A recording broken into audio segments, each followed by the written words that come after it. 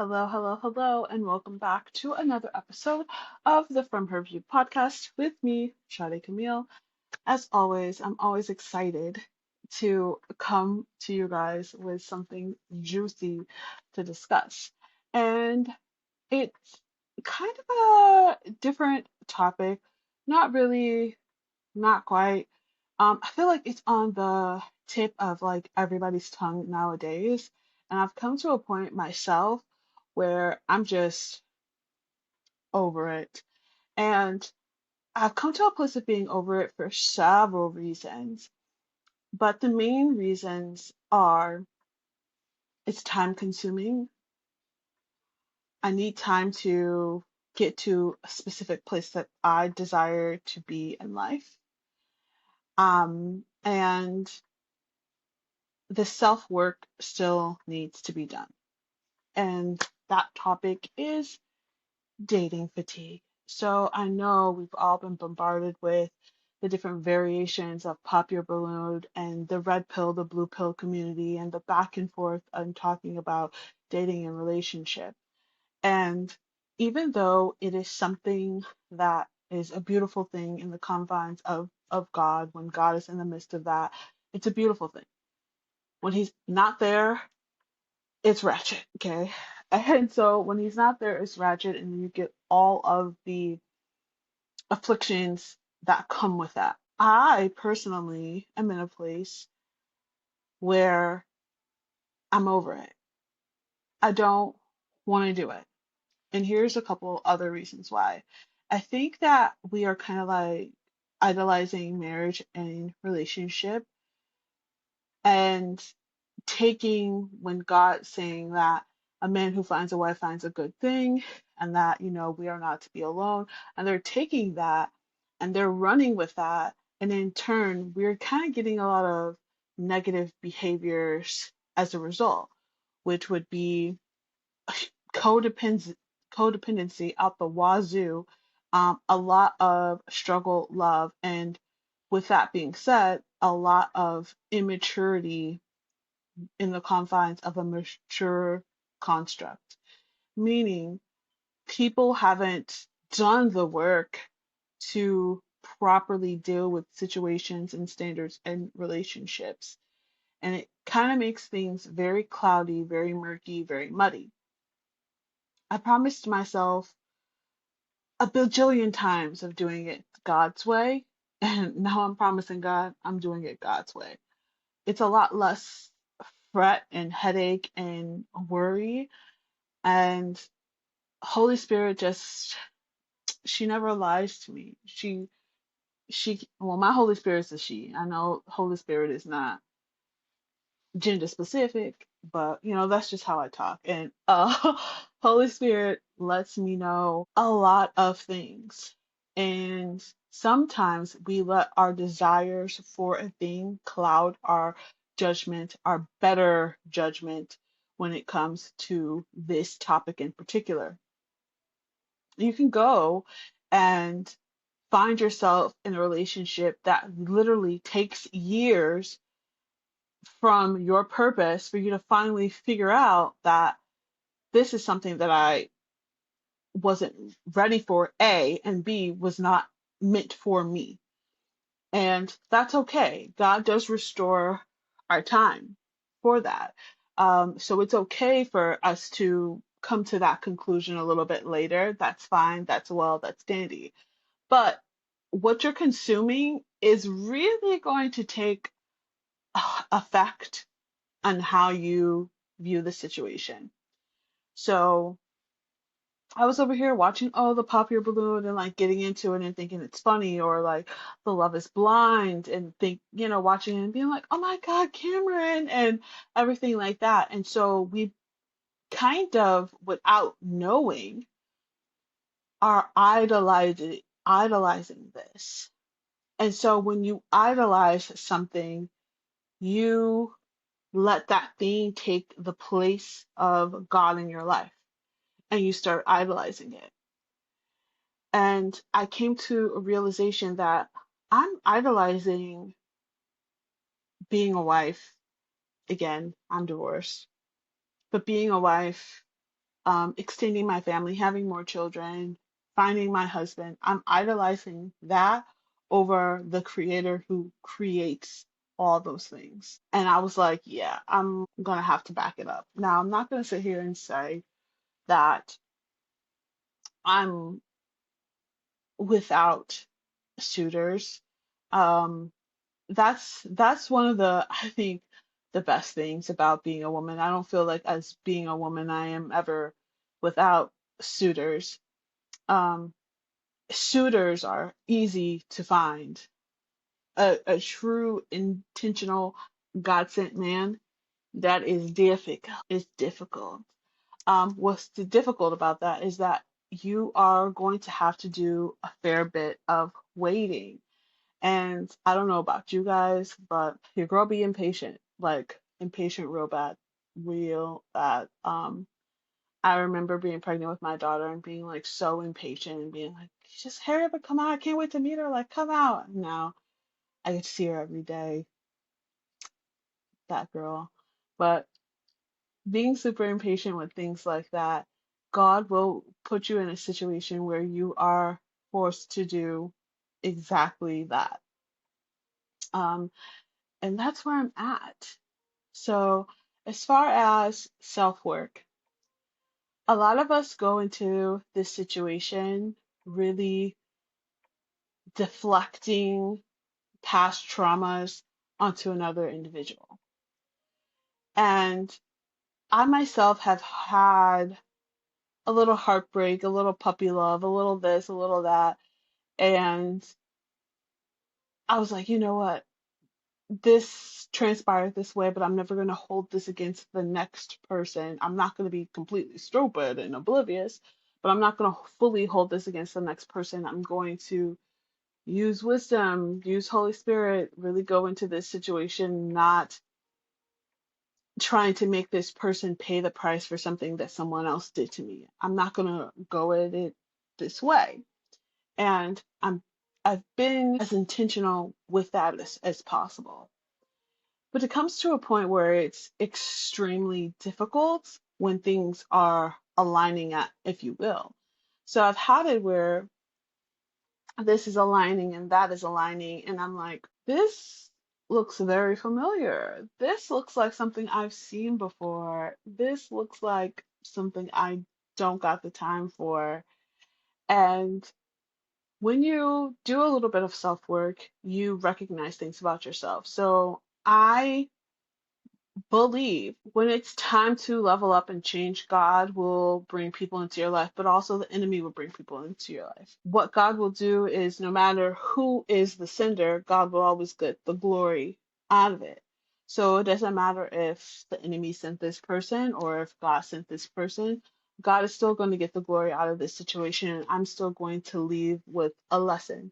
I might leave with some scars, some wounds, but I'm going to leave with a long lasting lesson that I needed and a skill set that I needed for my next. I've had it where I've realized there is still a little bit of work that I personally need to do, where I sat back and I took a look at the patterns and the habits, not only in my relationships, but the relationships around me, more specifically, my parents. What did that look like? What did I perceive that to be? And am I exhibiting some of that? Because we can unknowingly exhibit something, even though we say we try our hardest, we try our damnedest, and be like, girl, I'm not gonna do what my mother did. And sometimes you end up doing exactly that because you kind of are giving it that energy like you want it. And so that's what you're going to get in return. I have to take a second back and think like, hey, you're a little boy crazy. Like you're a little boy crazy. Like you're bending it like Beckham to be around somebody. And that's some low level behavior. Especially when you're smart, you're studious, you got a lot of things going on for yourself. Please don't compromise what you have going on for yourself for another person, especially another person that you're vetting. And I realized that there was a couple of things. Mainly, it was like that endorphin of like it's new. I like this person. It's just like, when you, I don't know, taste your favorite ice cream, you like it and you want to have it every day and you can eat it every day and not get tired of it. That's what I equate it to. The only difference is, well, there's no real only difference. Both of that, that's unhealthy. But second of all, you're doing that and you're putting something in place of God. God should be your first, your foremost, your forefront. And anytime you put someone ahead of that, things get kind of murky and you will lose yourself because now you're subjugating yourself to this thing and saying that, okay, I idolize this thing. So this thing is going to be providing for me. This thing is going to be all knowing for me. I put all my love and my adoration into this thing, which it's not bad to love or adore, but it's bad to love and adore in an excess where you're putting a priority over your best needs, and your responsibilities. Like, that's crazy. And I had to take a step back and think about, where does that stem from? It stems from something that I've observed. Like, I observed that in my life, but also stemmed from the fact that, like, she is a daddy's girl through and through.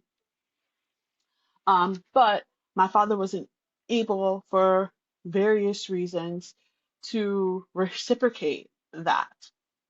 So it's almost like the the daddy wound effect, where, okay, I finally have this person, and so, let me love on this person. All the endorphins is hot. Oh my God, oh my goodness, it's lit. Um, but this person is not supposed to give you unconditional love. You're not their child. And that's what it stems from. So now you're full of like rejection and bitterness and anger and frustration, but you're getting that because you put a person or a thing ahead of God. Anytime we lack something in our life, a mother, a father, a friend, a brother, a sister, a grandparent, God fulfills all those needs. If you're without that, God is a fulfiller of all those needs. So you'll never truly be without, but you have to submit that to Him. Because then you start doing things in your own will, and then you start picking people out of your pain. I realized that I was picking people out of my pain. You attract what you are. So if you're in pain, and you're in pain because of this ideal, you're literally going to attract the thing that gave you pain. So, yes, if you have a father wound and your father wasn't present enough, you're going to attract a partner that is not going to be present enough. If you had a father that was manipulative in order to get things out of his best interest, then you are going to attract someone that's manipulative, that's trying to get things out of their best interest. You have to be fully aware of that and how to heal that. How to heal that is, you have to give that to God. You have to do the self work. What it all boils down to, and people don't want to say it because it doesn't sound sexy. It actually is a sign of weakness. But at the end of the day, you lack confidence. Not confidence in the way that, like, you're not confident in yourself, because she got it, but confidence in, there is that little girl, that little boy that lives inside of you, and for whatever reason, you weren't affirmed in a specific area, therefore you don't have confidence in this area. Um, and it could go one of two ways, right? You could have it where you were not affirmed in a specific area, so you were just like, I'm gonna just throw it on my back and I'm gonna do it. I'm gonna be my own coach. I am like that in certain situations. I mean, I never was thought to be super intelligent or anything like that. I mean, girl, 'cause I was boy crazy. I was out here minding business that didn't have no business to be dealing with, and I just out here being a goofy and being a whole goofy and trying to get validation from men. The reason that you try to get validation from men is because you didn't get validation from the man that is supposed to validate you. That's it. So you didn't get that. So your picker is off. You picking the wrong things. And you're just like so befuddled, crying and throwing up, singing Keisha Cole, Mary J. Blige, and every other song because you're like, well, what the hell? It's because of this. Okay, well, how do I combat that? You have to give it to God. What does that mean? You have to take a step away from dating because you're bleeding all over people. If you are going through this, when it comes to seeing a good man or a good woman, your vision is going to be off because you're attracted to dysfunction, because you observe dysfunction. Now, I observe dysfunction of like domestic violence. So there ain't no way I'm about to pick nobody doing the flip flops on me. And if you're trying to put the flip flops on me, be prepared to get flip flopped. Okay? She don't bench press, she don't leg press, she don't hit the gym for no reason. Like I look cute, but she will do some damage if she needs to. Like you're not just gonna be smacking me up and think that I'm gonna be like, oh, sorry for you know anybody else, but for me, that's not my ministry. That's not something that I'm ever gonna deal with. That's a non-negotiable. But I make exceptions for other things that just because they're not that specific thing, they should be a non-negotiable. I should have a straight up detest for those things, and I don't. People try to say, hey, you're never gonna find a perfect person. This is true. Um, there hasn't been a point in time where you asked for God for something and he gave you that thing completely packaged. That's not how he works. He works in time and he works in a specific way. You can ask God for a table, he will show you a forest, and you're going to have to do the work. You're going to have to chop down that tree. You're going to have to measure. You're going to have to cut up wood. You're going to have to sand it, buff it out, stain it, get some nails, get some hammer. You're going to have to be a carpenter to get that table. He showed you the supply, but it's, if I put it to you this way, for people to get the full understanding of, not the full understanding of God, because there's no way that we will fully understand him, but how I understand him in this area specifically. We are his children. So by way of being his children, he is a creator. We are creatives. We too have that gift of creating.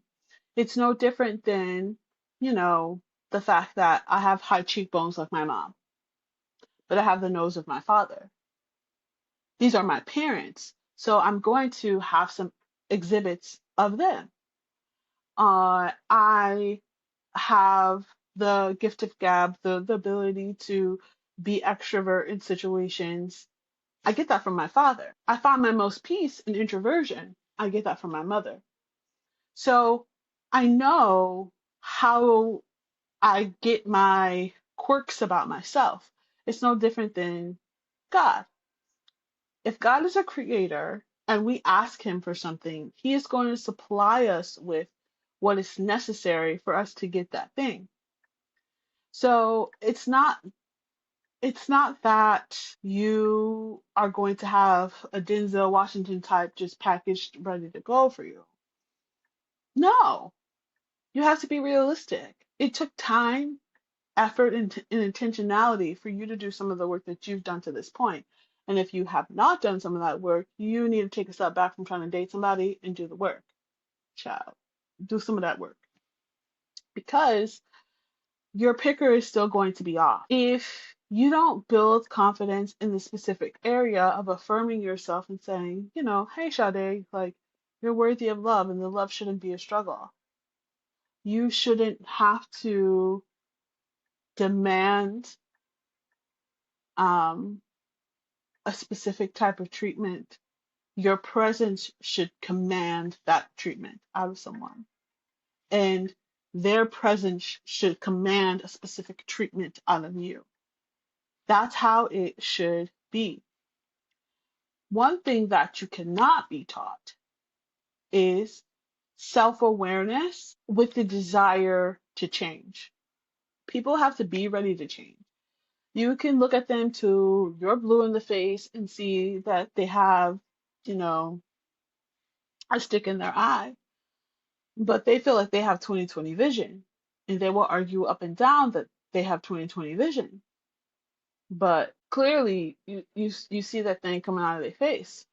Until they have full realization that they have an area of growth, nothing you're going to say to them is going to matter. If anything, it's going to frustrate you more. So, what should you do when you're frustrated more? You're going to have to remove yourself. And I am queen, remove myself. So, I did at one point in time, for a very brief moment, thought that it was like a trauma response.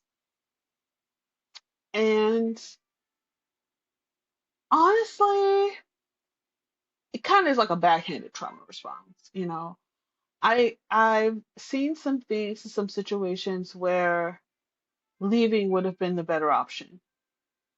Like leaving would have saved me a lot of things that I did not need to experience. And because I stayed, or because of the person I observed stayed, all these other things transpired that I feel could have been avoided, could have been averted. And that is why that's my go-to. I'm always going to bow out gracefully, because if you don't understand that you got to treat me a certain type of way, you got to talk to me a certain type of way, and you deserve that same amount of respect from me, that it's not a one-way street, that it's a two-lane road, and we both have to be respectful of each other.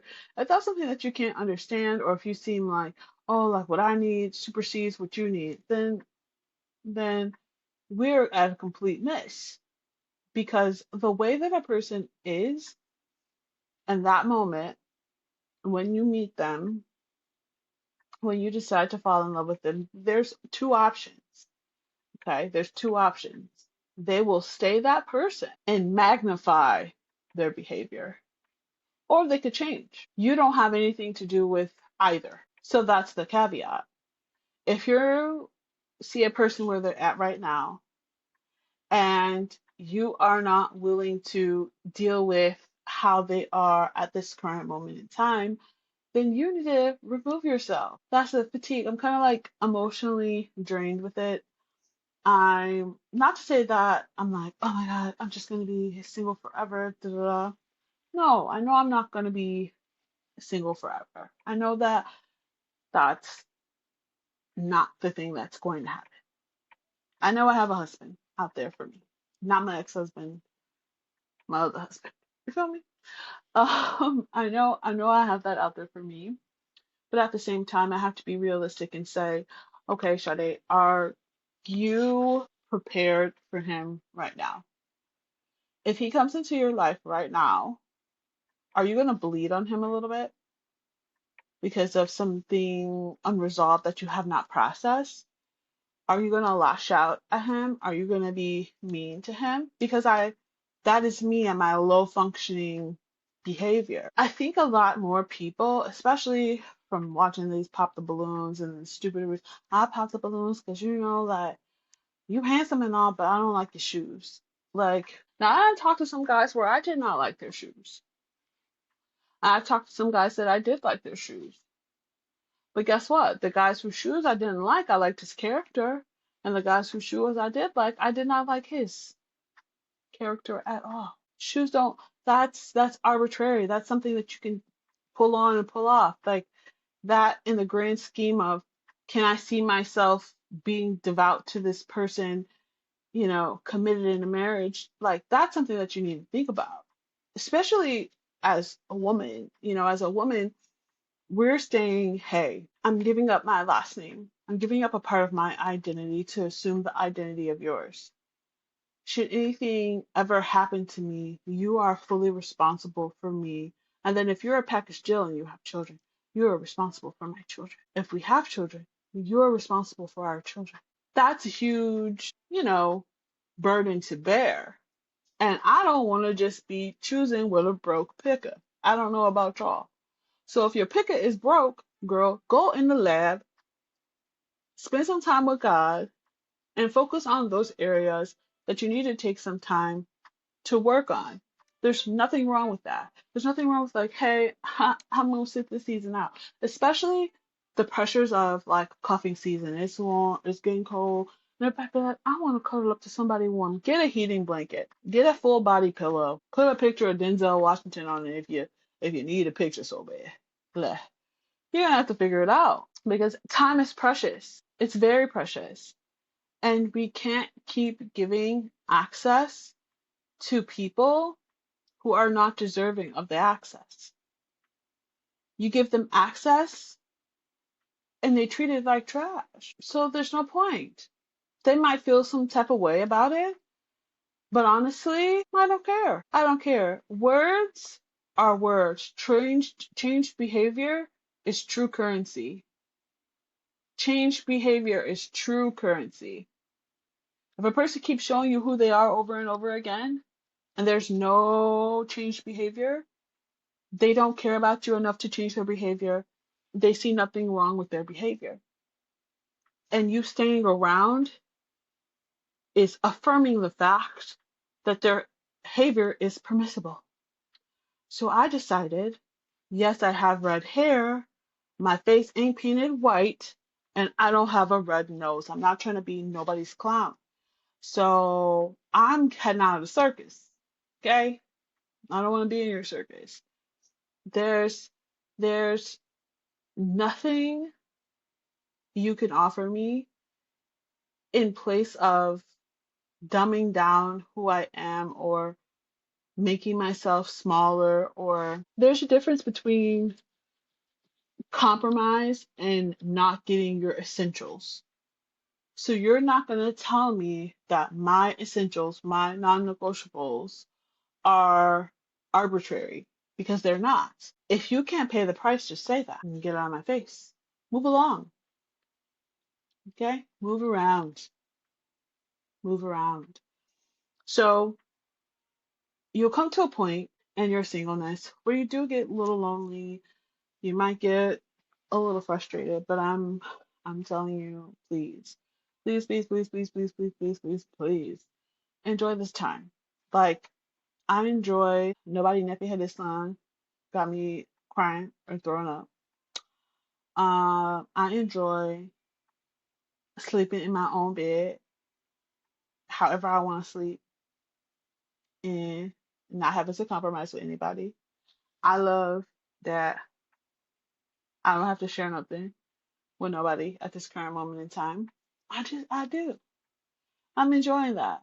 I I have content and completeness within myself that I'm okay with it. And I'm not to say it's some of all that I'm gonna say that it's that, but there's very specific things that a man who doesn't play with you or a woman who doesn't play with you will exhibit. And it's one of those like funny things where you're doing the whole like courting season and or dating and whatever, and the guys will be like, "Oh, so like, what are you looking for?" I'd be like, "Oh, I'll know when I see it. I'm not about to tell you everything I'm looking for. For what? So you could try to get an Academy Award off me for 3 weeks and then do the alley oop bamboozle? No, no. It's okay to be tired. Let the Lord release you when it's time.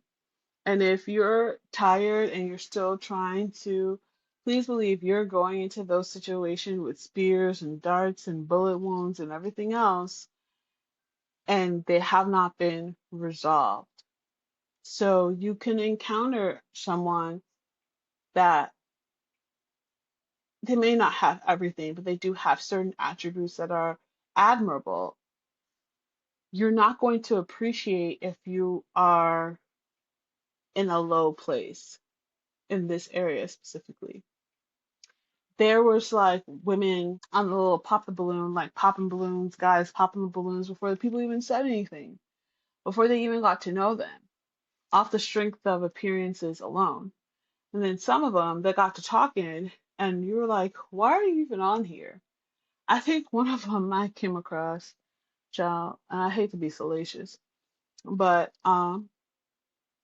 you're trying to date, you are a mother of three, and you're an entrepreneur with no business, and you game all day. We have so many questions. We're trying to figure out how are you providing for your kids?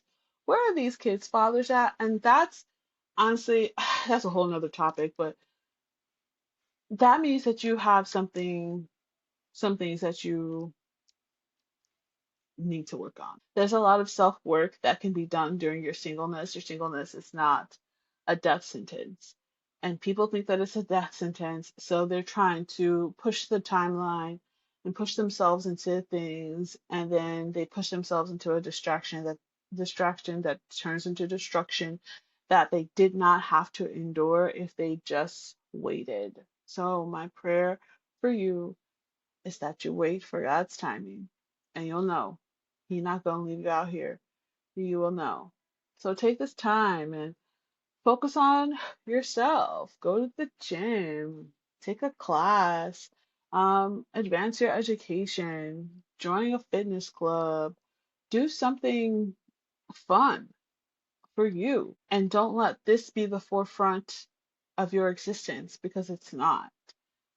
Even if I'm 50 years old by the time it happens, it'll be perfect timing in the eyes of God.